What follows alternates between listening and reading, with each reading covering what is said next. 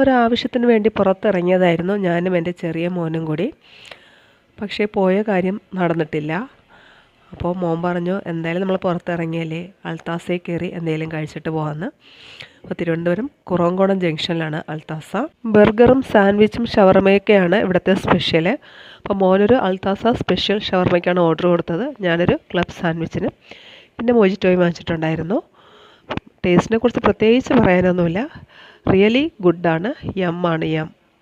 അപ്പോൾ തിരുവനന്തപുരത്തുള്ളവരൊക്കെ ഇതുവരെയും പോയിട്ടില്ലാത്തവർ ഒന്ന് ട്രൈ ചെയ്ത് നോക്കുക.